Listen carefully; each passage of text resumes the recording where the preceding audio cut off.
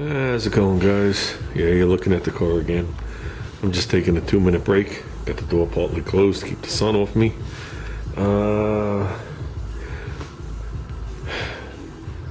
What are we doing this weekend? Okay, what are we doing this weekend? Tomorrow morning, early, I'm going to take the camera. I don't know how much I can videotape. We have to drive into Queens to pick up a 200, and I think it's 20-gallon fish tank stand and all the filters and stuff like that.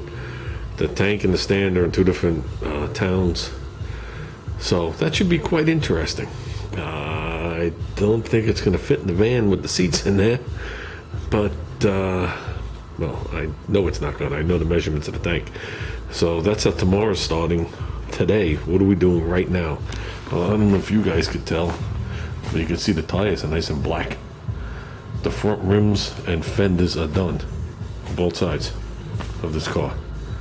So that just leaves the two doors, the quarter panels, and the rear rims and tires.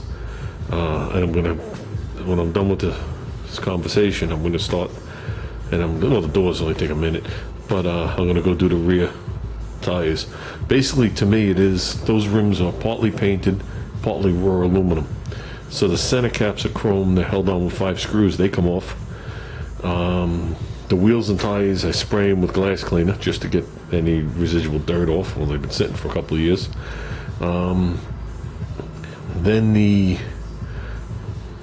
it's polished, but it's still ribbed. It's not smooth and polished like a polished wheel. It's just a shiny, but you can see the machine marks of the lip and that part of the wheel. Then I just use the White Magic or whatever, that White Knight or whatever it's called on there. A couple of passes. Might clean them 3-4 times, and they're back to normal. The gray part in the center, I use a pad and arm roll, and any kind of residual dirt comes right off. And that's the way I've been doing them for 19 years. So we got to do the backs, and that's what today is. Today I want to make sure the car is clean minus wiping down the interior. The interior needs a full glass wipage inside and out, and it needs the seats to be wiped down from dust and shit like that, which glass cleaner will be fine. Then I'm not an Armor All freak. I don't like the way it feels on my skin, but I will put it on a rag and rub it till it's almost gone. And I will do like the dash pad and maybe the door panels. The door panel is very simple on this car. So somebody mentioned, I mean, of course people are going to say nice things about the car or whatever you have. Somebody said it's a special car. I'm not sure who said it, I forget. Here's the deal with this car. Okay, of all the cars I own, this is my favorite car. This will be the last car I have of the grouping. Hopefully. Yeah, but you never know what can go wrong. When I bought my house, so when I was moving out of, if you want to word it, my parents' house, because I had made an apartment in the basement of my parents' house, I had all sorts of shit. I had a camper, I had a boat. The boat was only, at that time, like 3 years old. Like I said, I had the camper, I had my 69 Chevy pickup truck, 4x4, that I towed the camper with.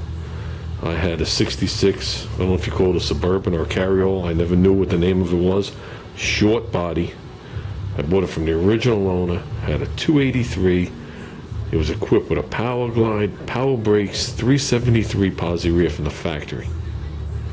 All original. Spotless like this, except the fact it didn't shine. It could have shined, but I never, because I know single stage paint, you can wheel it, but if you're going to leave it outside or whatever it is, it'll just dull back down. So I chose to leave it the way it was. There was no oxidation, there was no bleed through, there was no primer shown, there was nothing like that. It just didn't have the shine it should have had. No dull spots. The inside was almost the color of this car, and the outside was turquoise. Rims were white, hubcaps were white, bumpers were white. The thing was cherry. I had that. I had a 83 CJ7 that was rebodied to a Wrangler. Now we're going back quite a few years ago. That had a fiberglass tub on it. I had about $20,000 into that thing. And sundries of rear ends, engines, you name it, I had it. And it came time that we were serious about buying a house. And I told the missus, I told the wife, I said, I'm getting rid of all my shit. I'm not going to get rid of the camper and the boat because we both use that. I said, I'm getting rid of everything minus the 69 Chevy stepside because that was my vehicle. And I got rid of everything. When it came time to get rid of that Suburban carryall thing, she tried to stop me. She didn't want me to get rid of it. The car or the truck was so cherry that, so was the 69 stepside, but the car was so cherry she knew I could never replace it. Truck, car, whatever you want to call it. And like I said, it was the short one, which was cool. Had the full seats in it, the 60-40 seat, I think it was called, the 70-30. So it had the wide seat on this side, then the short one here that tilted, so you get in the back. It's only a two-door. And then it had tracks in the floor, so you could slide the rear seat. It was pretty cool. And I put up a fight and I sold it. There was actually people fighting on my front lawn who got there first to buy this thing. Then time went on, we moved. That gave me additional monies to put down on the house because I wasn't going to pay no PMI insurance on it. That gave me additional monies to put back, keep in the bank when I moved, in case something went awry. And I didn't know, I'm a first-time homeowner. Anything could happen. Gave me monies to fix the house, paint it, whatever I wanted to do. And then fast forward a couple of years, and I got back into the Jeeps, and I had bought a 56 CJ5, and I loved it. Another one, in really nice condition, paint was faded on it. I knew the guy I bought it from because I bought a 71 from him years earlier, and he was moving, and he put it up for sale. He swore he'd never sell it, and I had that. Then Junior was born, and I decided I'm done with these type of projects or these cars, and that's when I bought the AMX. And quickly I realized that the three of us couldn't fit in the AMX because it was only a two-seater. So I had become friends with this guy here that owned this car, and he was asking me a lot of questions about it. I had never seen the car, but I would see the guy on a weekly basis at one of the cruise nights, and he was asking a lot of questions about different things, and he was going to make it into a race car or whatever it was. And these Americans are my favorite American Motors car. So fast forward a little bit, he approaches me to tell me the car's for sale. And I said to him, I said, wow, I said, I'd love to have it, but I don't know if now's the right time. And I went home and I mentioned it, and Jody, who was my wife, turned around to me and said, you know what? You sold everything you had to get this house. We're doing okay. She goes, let's go get the car. And this car here, I giggle because now I can only imagine what you can get for this price. This car here, I went to the guy's house. Guy puts it up in the air to show me that there's absolutely no rust in the bottom of this car. Everything's mint. We took it for a road test. It drove like the car was brand new. Okay, at that time it had 35,000 miles on it. Okay, we looked it over, we talked, and the guy was asking a whopping $2,500 for this car. Okay, but we're going back a while, and I looked at it, I turned around, and I told him I'd give him $1,700 for it. That was a big jump. And he looked at me, and he said, when? I said, right now. And that was it. I got in the car, and I told Jody that I bought the car. She goes, okay, and she starts counting out the money. I said, I don't need $2,500. She goes, what do you mean? I said, I bought it for $1,700. She goes, oh, that's good. And that's how this car came about. This car was actually a present back to me for getting rid of all my crap that I didn't really have to get rid of. I just felt like, as a family man, that's what you're supposed to do. You know, you have to put your priorities right. And I'm not the type of guy that'll have 10 cars and not have a bed to sleep on. And my family do without, and holes in the roof and broken windows in my house. It's not the way I am. It's family first, cause second. It's always been that way. Now, fast forward 19 years. Wow. I mean, I was in the house almost 25 now, but fast forward 19 years.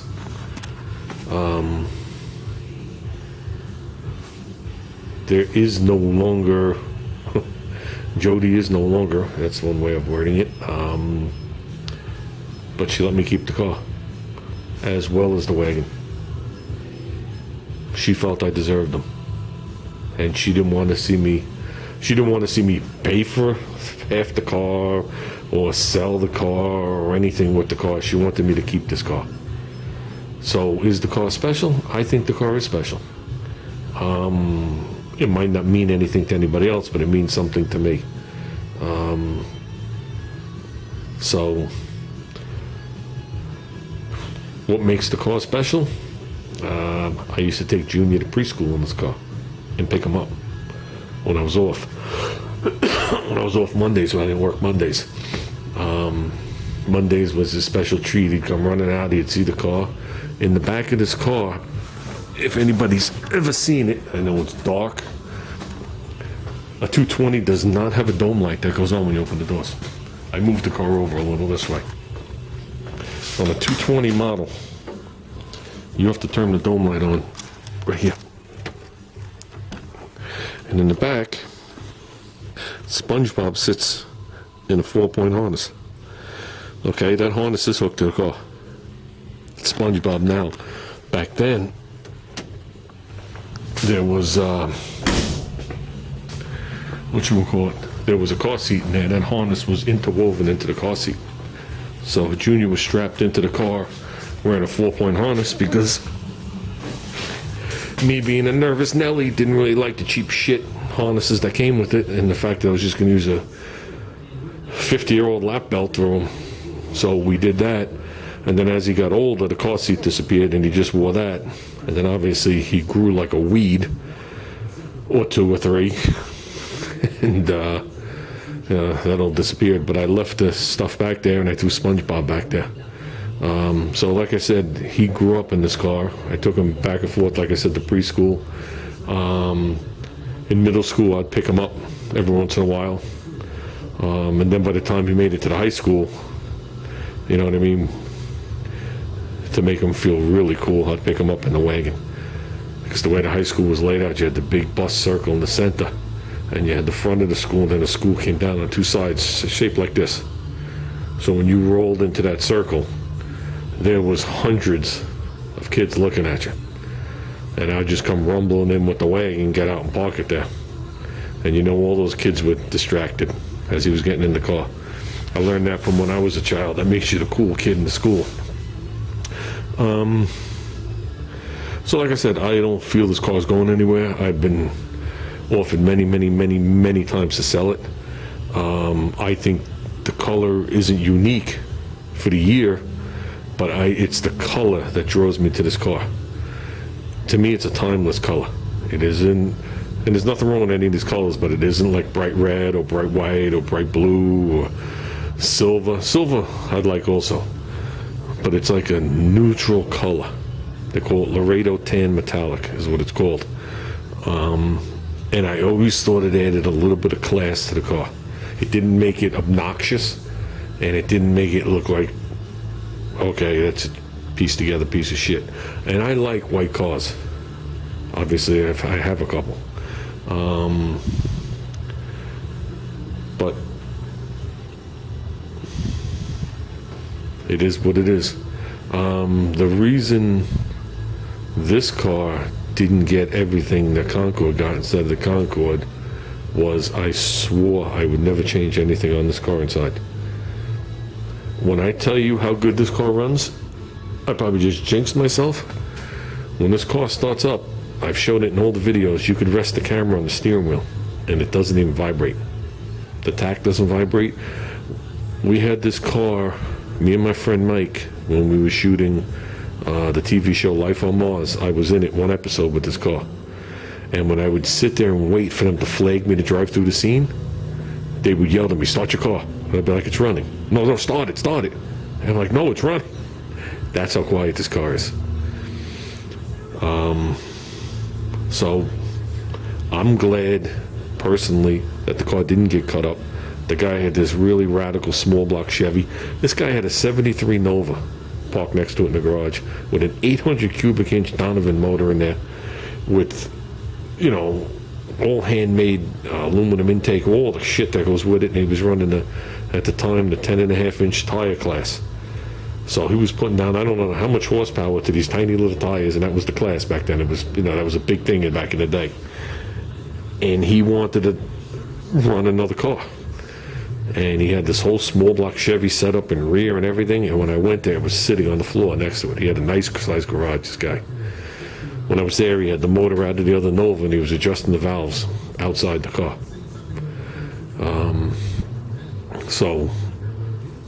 But like I said, I'm happy I saved this car. I'm happy this car's had a good life. I'm happy I was able to take care of this car and baby this car.